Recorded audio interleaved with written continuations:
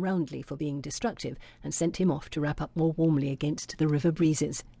Then Anne Cressacre, another ward like me, managing in her irritating way to look artlessly pretty as she arranged her 15-year-old self and a piece of embroidery. In my view, there was no need for all of her humming and smiling. With all the money and estate she'd been left by her parents, father would have John marry her the day she came of age.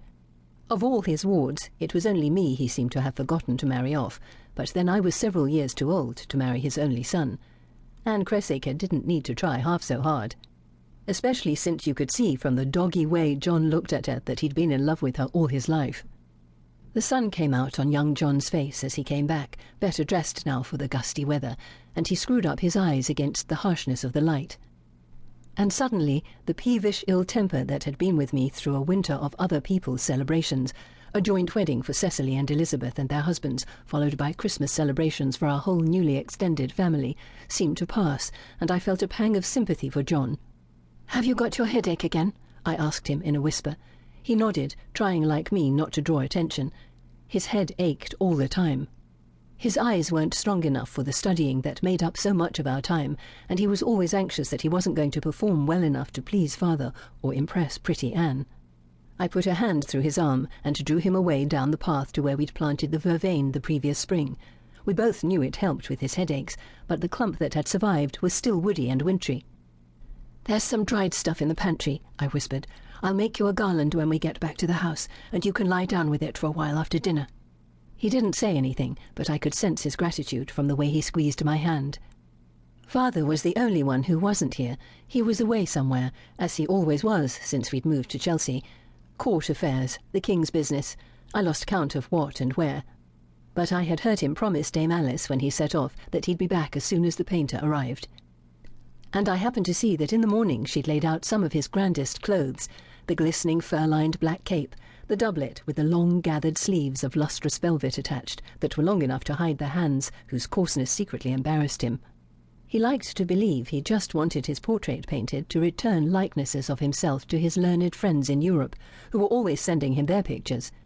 But being painted in those clothes spoke of something more. Even in him, worldly vanity couldn't quite be extinguished. And so our eyes devoured the river in anticipation of displaying ourselves to Hans Holbein, the young painter sent to us from Basel by Erasmus, a living token of the old scholar's continuing affection for our family. Except me. Even if I was staring upriver as longingly as anyone else, I certainly wasn't looking for any German painter. No, I was waiting for someone else.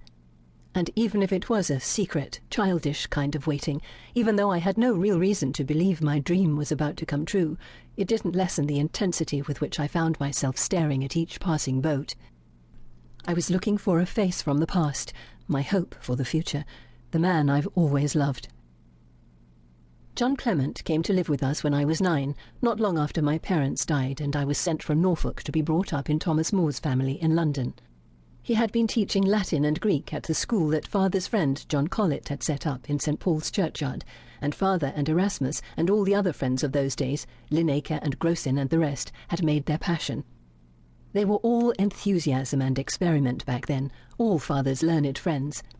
When the new king, Henry VIII, was crowned and the streets of London were hung with cloth of gold for the coronation, they somehow got it into their heads that a new golden age was beginning, in which everyone would speak Greek and study astronomy and cleanse the church of its medieval filth. Erasmus once told me that the letter his patron, Lord Mountjoy, sent him, telling him to come to England at once, was half crazy with happiness and hope about the new King Henry. "The heavens laugh, the earth rejoices. All is milk and honey," it said. That milk and honey would surely have curdled if only they'd known that within 10 years one of Erasmus's European disciples, Brother Martin of Wittenberg, would have pushed their notion of religious reform so far that peasants all over the German lands